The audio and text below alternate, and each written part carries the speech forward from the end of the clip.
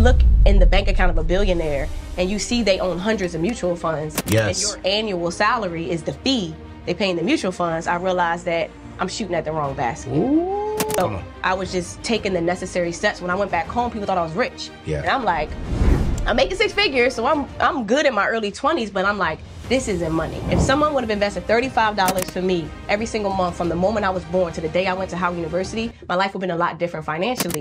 But even when I started small, I just added a zero in my head to make me feel like I was doing something, because it's more about what you feel like when you're doing it. An investor is not just a noun, it's a verb. Yes. It's something you have to become. What good is our revenue just sitting in a bank account if I'm not putting it to work to grow exponentially in any way possible? Like, it's just sitting there. I'm working hard for the money. So why does the money get to chill? But do you think within our community, or just say to the average person in America, do you think that we aim for excellence when it comes to our finances? I think we... What's going on, family? Welcome back to the table. It's your boy, Anthony O'Neal, and today we're diving into a topic that is not just about building wealth. It's about shifting our entire community's mindset. We're talking about the importance of investing, especially within the African-American community. Now, let me hit you with some numbers real quick, all right? Did you know that as of 2022, only 44% of African-American households, watch this, owned stocks, compared to 61% of white households? Wow. The gap represents not just a difference in wealth, but an opportunity in financial freedom and in generational legacy. Investing isn't just for the wealthy. I've been saying this time after time after time. It's for anyone who wants to take control of their financial future. Yet so many in our community are hesitant to jump in, often due to the lack of knowledge or access. But that ends today. Here's another stat that should make you think. The average American retires with only about $65,000 in their investment account. That's far from enough to live a comfortable life when you retire. But by investing wisely, we can change that today. And I promise you, it's going to be a great conversation, because I have the incredible, the Black sister herself, Ashley M. Fox, is in the building with us. She is a former Wall Street analyst turned financial educator who's been on a mission to educate and empower our community to step into the world of investing. We're going to talk about why investing is crucial, how to get started, and the impact it can have, not just on your bank account, but for your legacy. So listen, grab your notepad.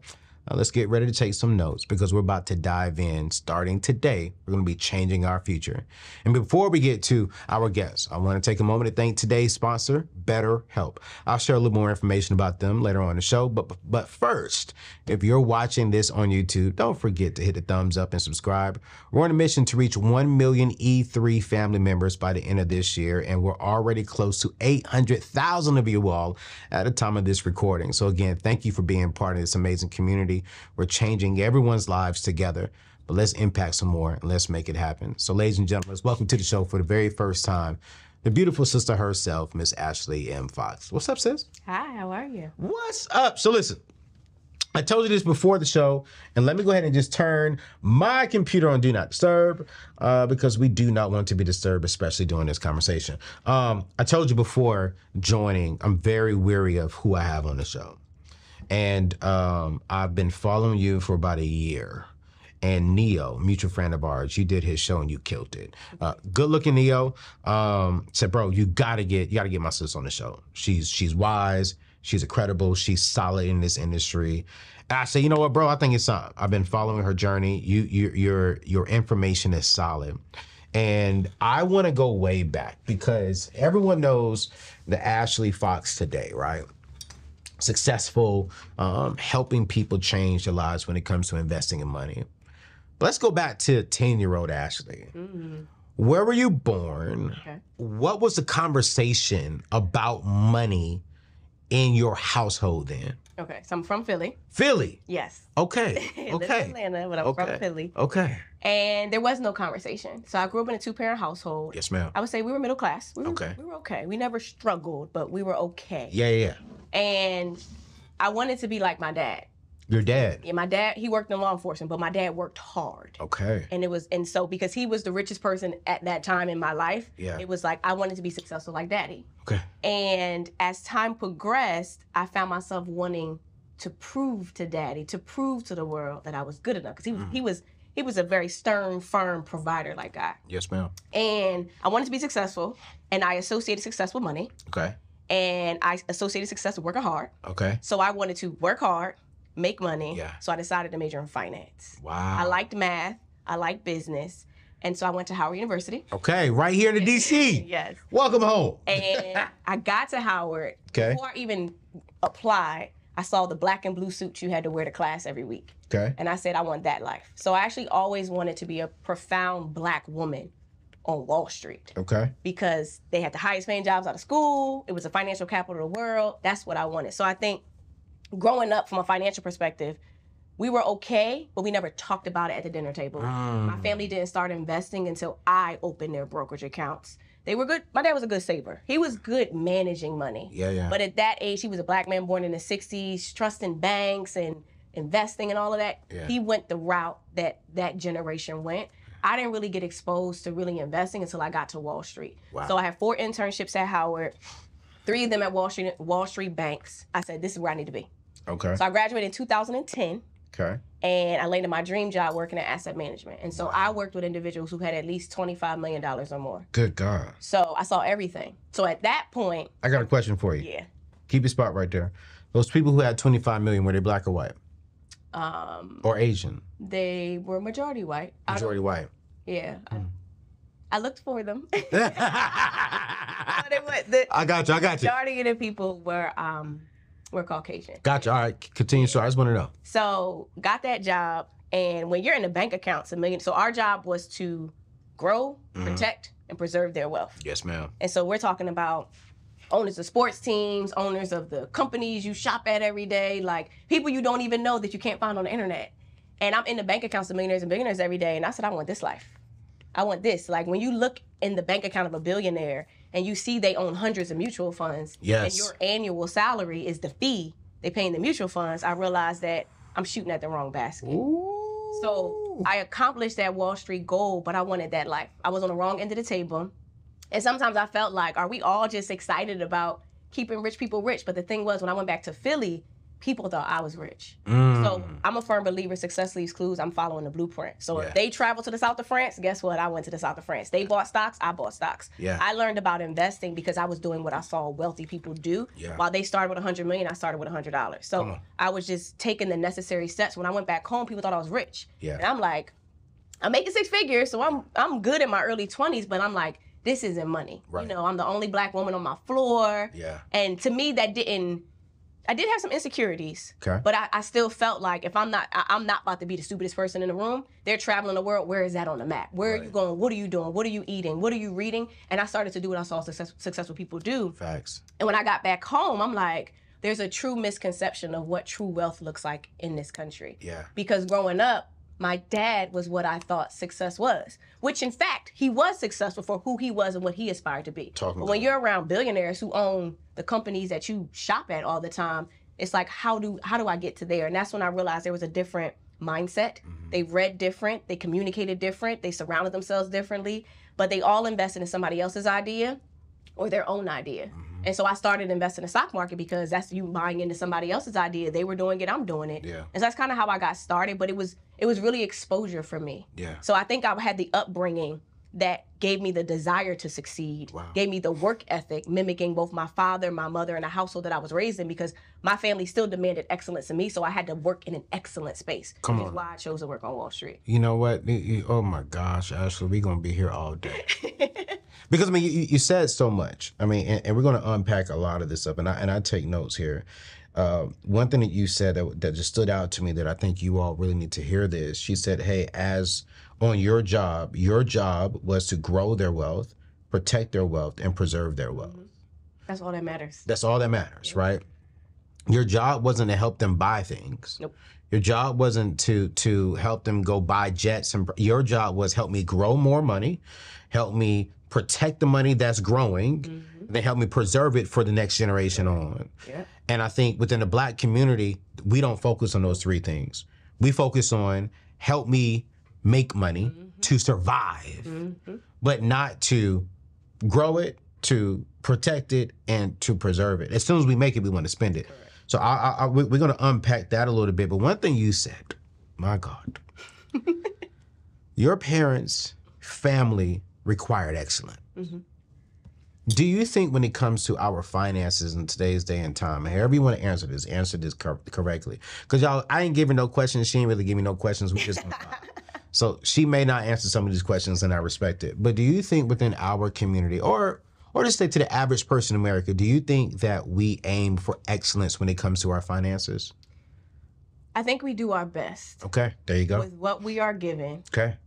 And what we are capable of achieving. Okay. Consciously. I think we look at if we just talk about the topic of money, there's so much shame, guilt, doubt, fear, worry that blocks our ability to achieve excellence. Okay. It's not that we can't be great, because there is no stock market without Black people. Come on now. We don't spend money. There's no company to give it to. Facts. There's no stocks to invest in. So I think we are excellent. Absolutely. Do we consciously know and believe? Because when you think about money, granted, realize I'm a rare breed. I'm around a bunch of rich Caucasian men, recognizing I want to be in that seat. Facts. It takes a certain level of confidence and belief in yourself to believe you can even do that. Not everybody has the desire to be on Wall Street, is comfortable in that uncomfortable setting. Yeah. But it doesn't mean we're not capable of learning the things that I learned on Wall Street, which is why I do what I do. But I think that we have it. We have it. I just think we got to do some healing. I think we got to remove the doubts, the fears, the worries. Start listening to the thoughts that we're giving ourselves. What are we saying to ourselves? Are we always focusing on having bills? That's probably why we only have bills. Are we focusing on surviving, or are we talking about how we're going to thrive? So it's like, even like now, like I just went to New York Stock Exchange the other day, and I've been there before 10 years ago.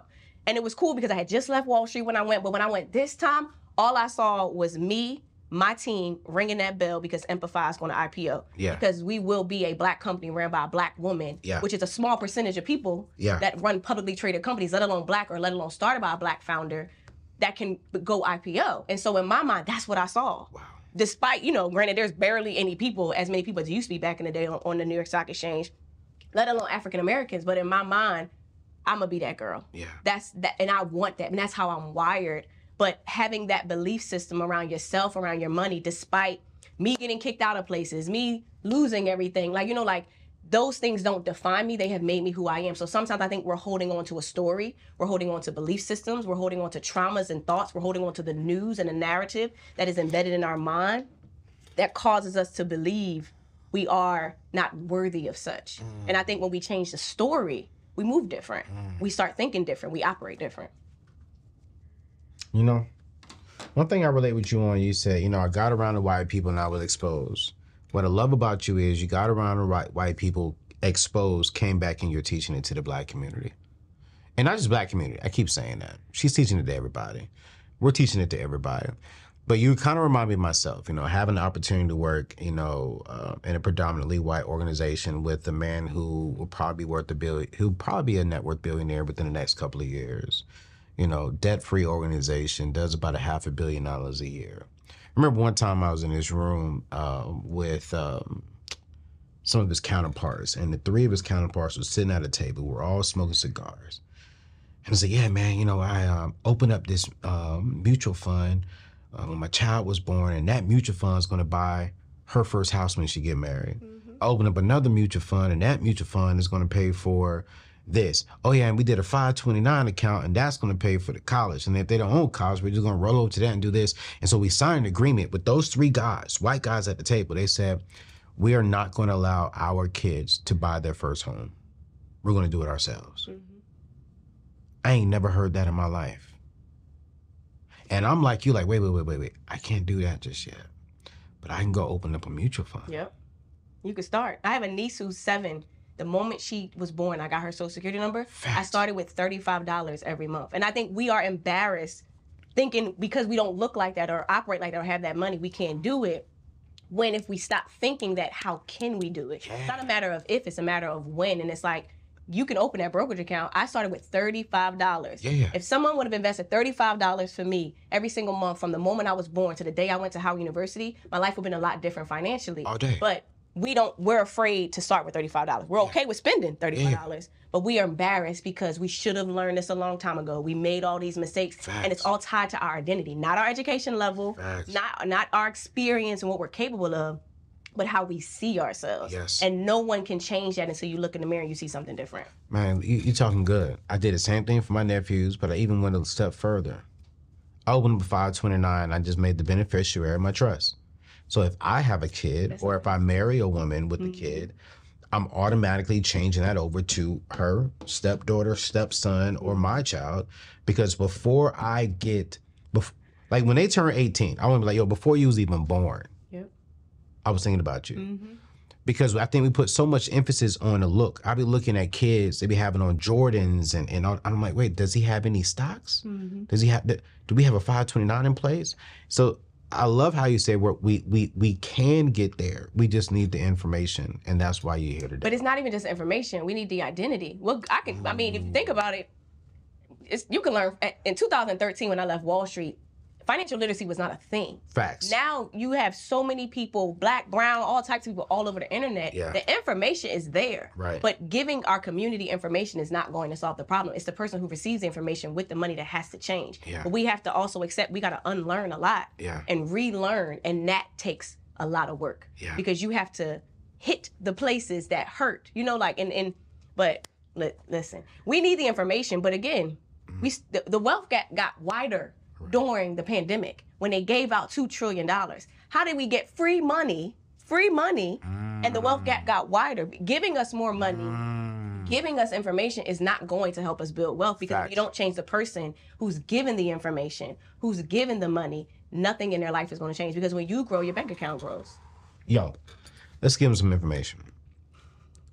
Because you're right. It doesn't matter how much money you give a person. If the wisdom and knowledge is not there, right, then they won't know how to apply it. They're just going to be consumers. And we got to go from a consumer mindset to an investor mindset. And I always tell people the caliber of your financial future will be determined by the financial choices you make today. And we make better choices by getting the right information. So with you working in Wall Street, working with these major banks and working with these individuals who are making all this money, I'm curious, do you have like 2 or 3 things that you saw these people doing that we need to start implementing ourselves?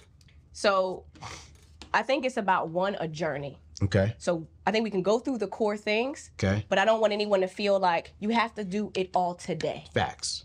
The first step I would say is, if you're going to spend the money and give it to the company, it's a high probability the companies you can't live without are publicly traded. Yes. Majority of all stocks are less than $200-300 nowadays. Every company's on a stock split. It works for the world now. Yes, ma'am. So I will first tell people, you take inventory of where your time, money, energy goes. Okay. Just from when you wake up, Okay. to the car you drive, to the food you eat, to the clothes you put on, the toothpaste you use, the soap you use. A lot of these companies are publicly traded. Yes. So before you go try to do a deep dive into what do I buy, companies make money when they have customers. Who are you a loyal customer to every single month? Then you want to open a brokerage account. Yep. The brokerage account connects the buyer of an investment to the seller of an investment. Okay. Don't need any money to open a brokerage account. You don't need a credit score to open a brokerage account. Yep. You connect your checking account to your brokerage account. That's how you transfer. You use your checking account to spend, savings account to save, brokerage account to invest. Okay. You got those 3 things, you're good. But I think we're taught to save Yeah. and work, Yeah. and we spend. Yeah. That's a good start, but you can't finish there. Your money has to work for you, and you have to tell it what to do. Be conscious of where it's going. Where did that come from, you think? The save, work, spend? Is that? Well, okay, we talking about living in America. America doesn't work if you don't take out debt or spend money. Like, the reason they gave us stimulus checks is to get you to spend it. They knew you weren't about to invest it. They weren't about to save it. Right. You want to put it back into the economy. The economy gets the cash. The money keeps flowing. The jobs get created. Facts. America's powerful. Yeah. And then you take out debt, buy homes. Like, I always tell people America's the biggest marketer in the world. Oh, it's not a scam. Right. It's a business. Right. You got to know the rules of the game in order to play it, because what we don't know is that we are the #1 player on the court. Absolutely. There's no America. There's no powerful people if there's no consumer like the everyday person. They need you. And again, I aspire to be a billionaire, but you can create financial freedom and have financial ease having a job. But it's about being conscious and understanding that you can do anything. Your opportunities are limitless. So good. So then I would say, all right, so boom, there was no client we had that didn't invest. Okay. Even if they, like, let's say they had stock options that vested and they had cash in a savings account, it was our job to work with the investor team to put together ideas for them to invest that money. Because when you talk about having $100 million at a 3% inflation, you're losing money every single day. So and one thing that I used to do is while they had $100 million, while I only had $100, I would add some zeros because it psychologically made me feel like I had a lot. Same way if you go to Starbucks, spend $10, you're doing it every day. But if you add a zero, you're spending $100 when you buy that same coffee every single day. Come on now. But even when I started small, I just added a zero in my head to make me feel like I was doing something, because it's more about what you feel like when you're doing it. An investor is not just a noun, it's a verb. Yes. It's something you have to become. So they all invested without a doubt. It was a standard, not an option. Hold on, wait. Yo, hold up, sis. Wait. You say it was a standard. Yes, not an option. Not an option. Yes. There's no wealthy person that just keeps cash laying around. Wow. It's cash is not going to generate you anything. It's always being put to work. Even now, if I think about myself and my business, Amplify, what good is our revenue just sitting in a bank account if I'm not putting it to work to grow exponentially in any way possible? Like, it's just sitting there. I'm working hard for the money. So why does the money get to chill? I need to put the money to work and to do more. So there was no, and when you think about your portfolio of investments, and again, this is where it's levels to it. You have marketable securities. Yep. So those are your stocks, your bonds, mutual funds, ETFs, things like that. Yep. You have cash, which was typically around that time was around 10%. Yep. And then you had alternative investments. So those are things like your real estate, private investment, things that cannot be turned into cash quickly. Facts. But you don't know, I didn't see anyone at the time where all their wealth was in a property. No. Because if you need the cash, you can't get it easily. Exactly. Now, you can, again, there's multiple ways to build wealth. Right. And then, so boom, I'm making money. Now, they did their own thing on how they made it. So they own companies, whether they were trust fund babies. But the biggest thing is I'm making it, I'm not spending it all. I have to continue to grow it and live off of it. Then it came down to, okay, cool, God forbid something happens to me. And if you think about just the everyday person, you're spending all these years working to look up for your kids to have to work just as hard. Man, now man, Lord Jesus. Like, Lord Jesus, Ashley. I run a business. I don't want to just do all of this for nothing. But even if you don't have a business, like, I have members in our Wealth Builders community that have been working for 40 years. And it's like, just so the next generation can work for another 40 years. And this is where it's not about information. Yeah. What we're describing is on the inside. Facts. Because you have to have a burning desire to know my family deserves more. And part of the problem is we play victim a lot. Right. We think someone's coming to save us, whether it's a system, a president, a government. Yep. Someone's going to put something together to fix my life. And the last time I checked, no one has done that for Ashley Marie Fox. I mean, But we don't look in the mirror to say, I can do this. Yes, ma'am. But I have to become someone I've never been. Therefore, I'm going to have to do some things and feel some things and be very uncomfortable. But that burning desire to obtain that has to be 100 times harder than who you used to be. And sometimes it's easier to remain who you are. And we don't like that as people. But with a wealthy person, you got at least $25 million. And that was the start to get access to the floor that I worked on. Wow. You're talking about people that make hundreds of millions of dollars, billionaires. Like, you mean to tell me I'm going to work this hard so that the government, because they're going to tax you when you die. Facts. So, and then I can't give it to my kids. I can't pass it down. Yes, ma'am. So it's now a priority. Yeah. I've worked so hard. It is a standard. And I think we don't think because I don't have a lot or because I have debt that I don't have time to think about what happens when I pass. I got to take care of today. You have to be in the present and you have to be in the future at the exact same time to be able to create the life that you want. Because again, we can't sit and say we want generational wealth when we're passing down generational habits that won't serve our family. When we're passing down generational debt because we are addicted to credit cards, not recognizing credit cards are not the problem. It's the emotion that's tied to the credit card that's causing us to be in debt. No. Actually, you ain't gonna just skip over that like that. You said we can't say we want to pass down generational wealth when we're passing down generational habits that are not healthy, that's building generational wealth. Yeah, it sounds good. It sounds great. Yeah. And I hear a lot of people saying, oh yeah, I'm going to pass down generational wealth. Yeah, but what habits are you passing down? Right. Because I don't think people understand that. I'm just such a nerd. I'm like, but habits lead to systems. Systems leads to whatever you decide, right? So if you don't have the correct habits, you're putting in the wrong systems. Systems dictate where we go. Right, but your habits are dictated by your thoughts. That's it. So what are we thinking that's causing us to have the emotions that trigger the actions that create the system? Because we all have it, but is it conducive to who we say we want to be? Or do we just want to be that person? Do we have to be that person? But then let's go deeper, Ashley. See, we falling here now. Thoughts are created by what? What we see and what we're around. And what we experience, yep. Exactly. So if you want to change your thoughts, change your environment. Once you change your environment, your thoughts change. Like you said, your thoughts will create those habits. Your habits will create the system. Systems and strategies is what gets you to where you want to go. Yep. If you want to grow well, hold what you say. Oh, shoot, my pen ain't working right now.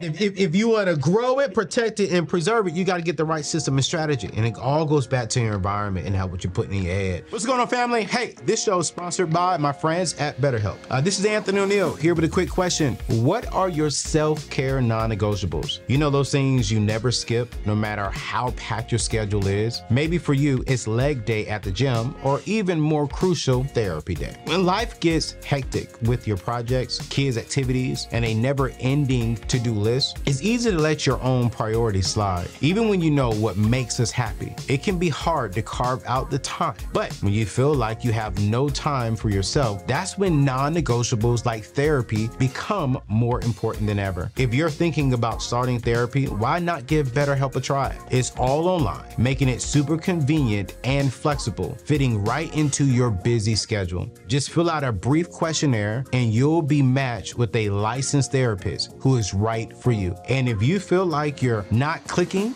hey, check this out. You can switch therapists at any time with no extra cost. Therapy isn't just for those who faced major trauma in the past. It's also a great tool for those learning positive coping skills, setting boundaries, and becoming the best version of yourself. Thousands of people have found value in it. Just check out their reviews. So never skip therapy day with BetterHelp. Visit BetterHelp.com/AO today to get 10% off your first month. Again, that's BetterHelp, HELP.com/AO. Take control of your mental health and make time for you. You deserve it. What you're saying, what you learned from the people who were on your floor making $25 million or more had, so you say, oh my gosh, they weren't making this money. This is what they had invested. Correct. So time, money, and energy goes into that. Open up a brokerage account, okay? Not one person on your floor was not investing. They were all investing, right? And it wasn't the method of save, work, and spend. Because here's where I think a lot of my people get me confused. I think a lot of people get me confused here. I hate debt. I don't borrow money. But being debt-free doesn't make you wealthy. Correct. Having a fully funded emergency fund doesn't make you wealthy either. It is a foundation, like every house, that I believe that you could build a stable house on. And what I love about what you're teaching and what you're advocating for, which it just makes so much sense, is like once you're debt free, well, I would say this, consumer debt free, because I'm all for real estate. I'm all for investing into that market. But once you're consumer debt free, you could take that money and start investing it into the ways of what you're teaching. Or you could do both. I always tell people it's not this or that, it's this and that. Because if you leave it up to the American system, you will be paying your debt for the next 20, 30 years. Facts. What if you could do both? What if we determine what we can allocate towards our debt, but a debt pay down strategy, and also have a strategy to make sure we invest? And sometimes that's only $20. But a whole lot of $20 about 3-4 years ago when Amazon stock could have changed somebody's financial situation. I mean, back in 2008, if you invested $1,000 in Netflix, it's $300,000 today. Yeah, and that's Netflix price today, not what even was beforehand. Facts. I mean, and this is why you guys, it's important to get the knowledge and the information. Because if you can get the knowledge and the information, you can make a better decision. Right? And I love what you're all about because you're teaching what you've learned. And I'm like, wait a minute. They said it wasn't an option. It was a standard. It was a requirement that we invest. But think about it. Let's say our community makes it a requirement. Think about what your kids will internalize when they're the recipient. So a year and a half ago, my father passed away. Changed my whole life. Sorry to hear that. Thank you. Changed my entire life.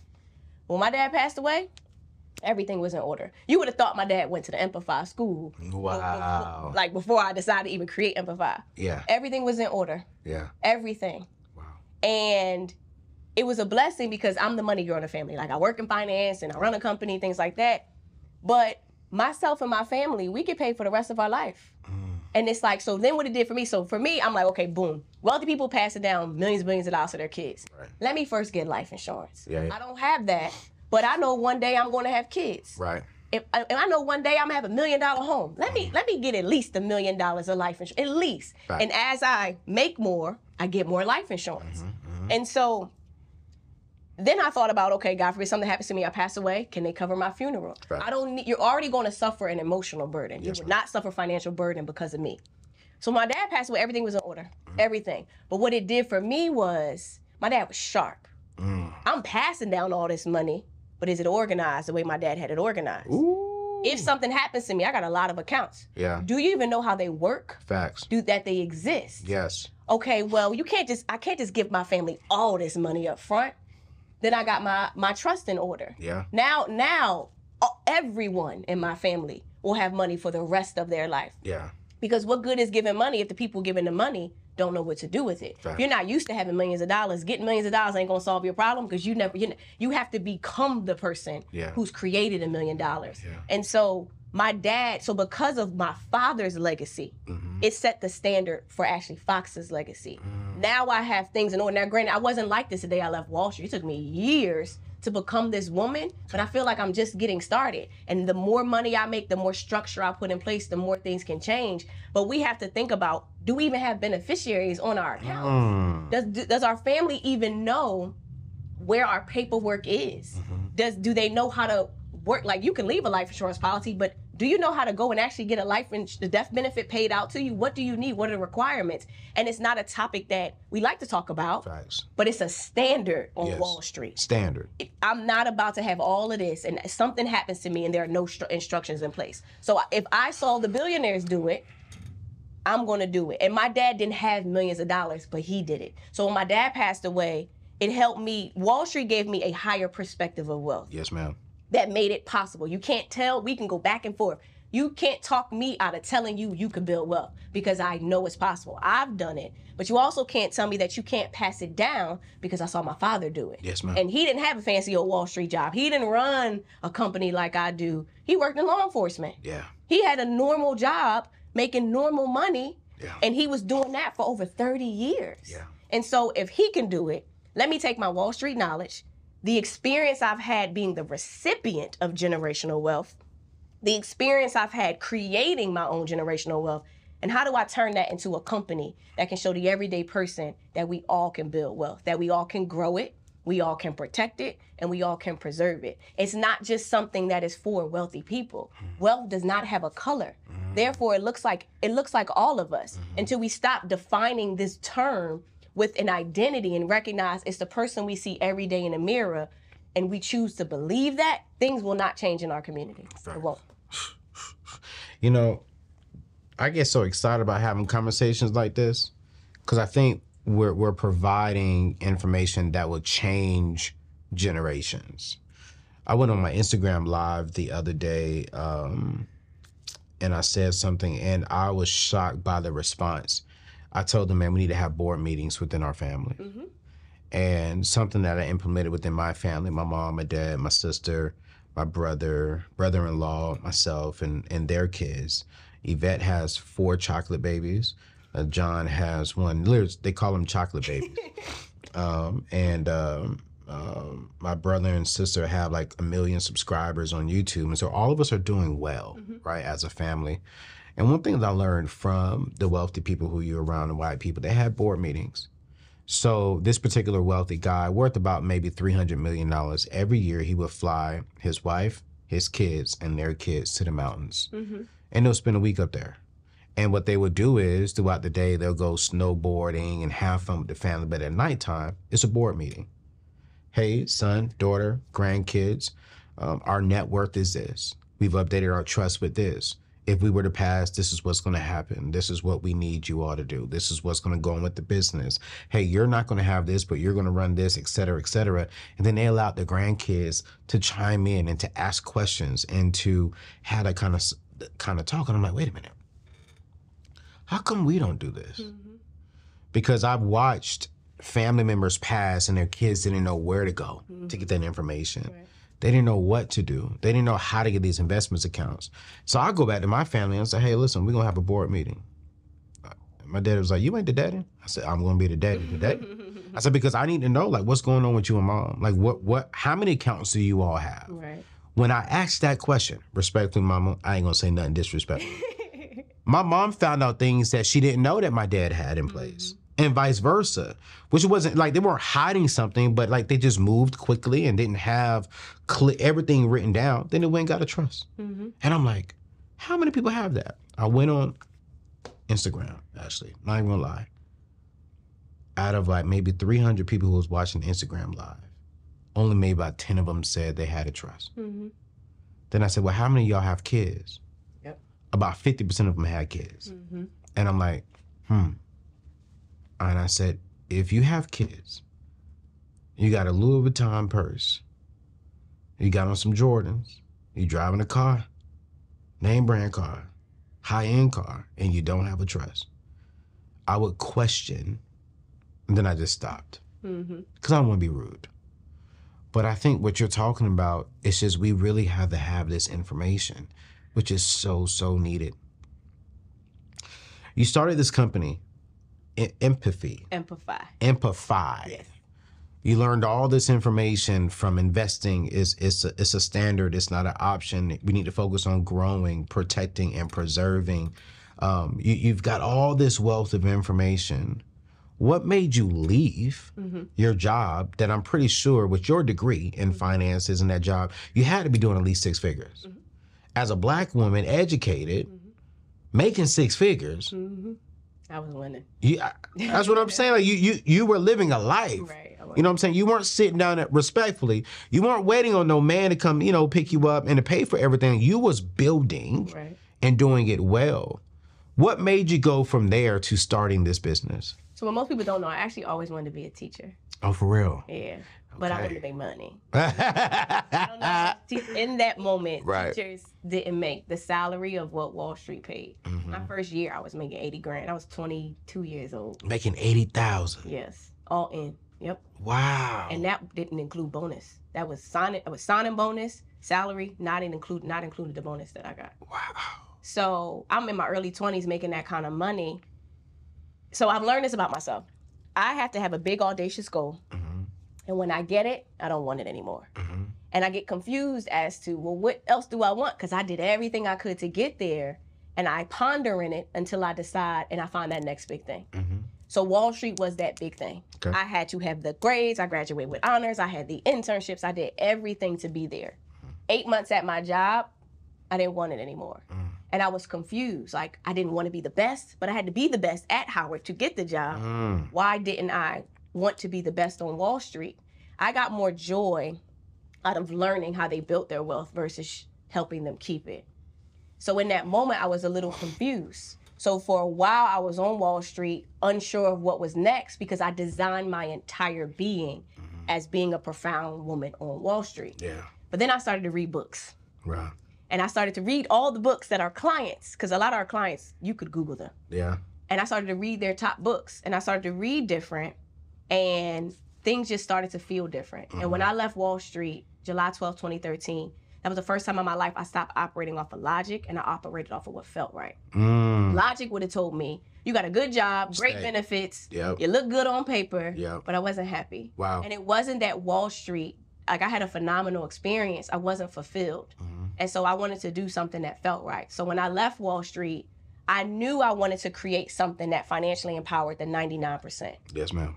That Wall Street overlooked. I knew that I could translate Wall Street knowledge to the everyday person. I'm more connected to the everyday person than I am Wall Street, but I couldn't unsee what I saw. So when I left, I had $30,000. I left. I had just got a real estate license because I'm like, worst case, I can go sell some houses. I don't know what I was doing. Yeah. But I was the richest I had ever been. Wow. Had $30,000 in stocks just in case I needed it, I could sell it. And back in 2013, that was a lot of money. Yeah, like, I was good. Right. And I had I had some stuff. And so when I left, I was like, okay, what is this thing I'm gonna create? Because back then, entrepreneurship wasn't sexy either. Neither was Instagram. It just started. I'm like, what do I want to create? And I'm like, what is this I want to give the world? Because it wasn't finance. The world was missing. It was a mental shift. And it's like, okay, well, it's not about money. So I made a list of all these words to define what I was going to give the world. And I found this random website, and it combined words together. And so Amplify is the word empower and modify together. Wow. Give the education, but if it lacks the inspiration, the empowerment to make you believe you can do something with it, what good is it? Facts. So we give you the information, we give you the empowerment, and what it does, it creates a shift within you. You change, which is where modify comes from. Yeah. So I looked it up on the trademark website. Nobody had it. I was like, okay, I was making flyers. I was going to amplify on it. And that's where it all started. Now, in the midst of that, nobody tells you when you run a business, you don't make money every 2 weeks. So I ended up losing everything. I got kicked out of my apartment. I had to move back to Philly. Right. And I slept at my parents' couch for 2 years, building Amplify. No, actually, no, it's a lie. I was building the mission of Amplify. I was actually a financial advisor. So I had all my security licenses, and Amplify was a feeling. I couldn't write it out. I couldn't articulate it, but I knew what the world was going to get. Was a financial advisor up until probably about 3 years. Did it, built a 6-figure business, moved out of my parents' house, made some money, and I was unhappy again. Dang. And as an advisor, I could only serve so many people. Facts. Advising them. But I also saw that I was the bridge between the companies I work with Facts. and the clients I served. Facts. The companies would have never sought out those clients, and those clients have never even heard of those companies, let alone trusted them. I was that middleman, but I could only talk to so many people a day. How can I reach millions and billions of people if I'm only impacting them individually? So I got more joy out of education versus implementation. But then I was also dealing with a lot of financially broken and mentally broken people. And adults, I don't care who you are, what you have to be ready to receive. Good. I can't make you want this. You got to be ready. And so I was like, I want to teach kids. Yeah. I want to be able to prevent the adults from becoming the adults that I'm serving, or even the adult I've become. And I don't want you to make those financial mistakes anymore. So I'm going to go teach kids. So in 2016, I went into the school system and I taught 6 classes for free, teaching middle school and high school students about money. Yeah. It's like what I teach a middle school student what they need to know in preparation for high school when you get that first job. I teach high school students what they need to know for college, and I'm teaching college students what they need to know before they become an adult. And in 2017, that's when Amplify clicked. That's when we became that company that is financially educating adults and children all over the world. So we got a contract with a school district of Philadelphia. We were in 26 different schools. Fast forward 3 years, we were in prison systems, we were in colleges and universities, we partnered with companies, corporations. And that's when, so I came up with the word in 2013, but Amplify didn't make any money until 2017. So as a company, we became a legit business where I knew who we were, what we were going to do in 2017. And then when COVID hit, that's when we became a tech platform. That's when we became more of a fintech platform, when we created our Wealth Builders community app, which is like the Netflix of finance. Because they're seeing us in the school system, and the adults are like, well, how can I get this? And it's like, well, I don't want to be the advisor, but I want to build what Kleenex is to tissues is what Amplify is to finance. We are the Harvard of finance. You can't just walk into a bank and say, can you teach me how to buy stock? They sell you products, not education. Right. So the better our education, the better our product, the more people we can serve, because we know who you are, what you need, but we also believe. Right. Despite everything I went through, from losing my father to getting kicked out my apartment to not having any money, I can't unsee what we're all capable of. Right. I can't unsee billion-dollar bank accounts. Like, I know it's possible. I was in it. So because I saw it, you just borrow my belief. You borrow our education, and you follow us. We'll do it with you. We will educate you. We will push you. We don't care who you are, what you look like, but we're going to help you get this done. And so if we fast forward to today, we are, so I used to work at JP Morgan, we are creating what JP Morgan is for wealthy people, but for the everyday person. While they had trust in estate attorneys, we're teaching you life insurance. We're teaching you retirement. We're teaching you stocks. We're teaching you how to invest for your children on a smaller scale, but in a holistic perspective, because I can sit and say all I know is stocks, but I can tell you I know a lot more than just stocks. But that's the easiest way I can get you to understand this is a journey you belong on. And here's the easiest way to get started. Because what good is thinking I can pass it down if all I have is a checking account? I gotta make you realize you are worthy of having something to pass down. So let me show you how to get that brokerage account open. Let me show you how to buy that first stock. Let me show you how you can build passive income investing in REITs or dividend stocks, because dividends are the new pension. You don't make pensions anymore, but you can pass down dividends to your kids and they can get paid for the rest of their life. But before we do that, let me make you believe you don't need a lot of money to buy your first stock. Facts. And then we can build and get you into that space. So we have members that have been with us for 4 years building this journey. And to this day, I don't have everything together, but I'm evolving. If I'm a stock, I'm a growth stock. Yes, I'm rising to the occasion. I'm growing. And that's what we want to do for the individuals that we serve. This is beautiful. This is beautiful. I wish we had more time. This is when I wish I had 2-hour shows and y'all would watch all 2 hours. But y'all don't. Y'all only give me like 30, 35 minutes. So if you're still watching, thank you so much for watching.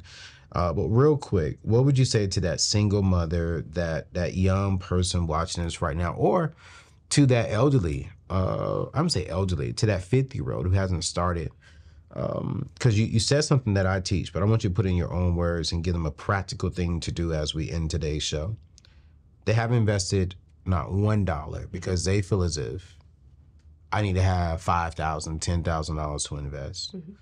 One practical thing that you teach with inside of Empify. They got $50. Okay. Should they invest it? Or let's say they got $50 for free to invest. Okay. Is that enough to invest? Yes. I would start with 25 though. I love it. Why would you start with 25? Because that $50 is, you're afraid because that's all you've got. I don't need fear when we're doing something we need to change our lives. I need ease. So just give me half. Well, not me. Right. Invest half. Right. Yeah, I like that. Yeah. And just do half. But what I would ask is every time you get paid, have it that 25 automatically come out. Yes. You have to train your mind that you matter. Yeah. We get paid, we pay our bills, we pay our cell phone bill, we pay our card, and we go out to eat. We shop on Amazon, we go to Target. We make everybody rich. But ourselves. And then we look up and we have nothing. Yes. So how about you pay you first? Yes. And don't even put pressure on yourself to have to remember. Keep it small. So if $50 is your number, I would say do 25. Every 2 weeks or every month, how often you get paid, $25. Connect it to your brokerage account and train your mind to know I matter. Have that money get deposited. Then what I would say, every quarter, increase it $10. Yeah. Every quarter, or I would say about $10. And now you're at 35. Yeah. Next month you got more and more. I mean, 90 days later you have more. But you have to train yourself to go big. Yeah. Next thing you know, you'll be putting in $1,000 and you won't even know because you've trained your mind to create wealth with ease. Yeah. And if it's not something you do easily, how can you do it easily? And that's one of the ways to do it. Man, listen. She just spoke a whole lot. Listen, our company just became financially, I would say this is the best way my accountant has taught me to say this. We were blessed to do a lot of money, to make a lot of money. So I offer 401k with a match. Oh, life goals. Yeah. I love it. Love it, love right? it. So just the other day, I was like, you know what? I got an email from our 401k company saying, hey, you've made a deposit to your account. Congratulations. I said, but I ain't looked at this thing in about a year and a half. Let me check it out. I'll look at it. I open it up. I see that number. I said, well, good God.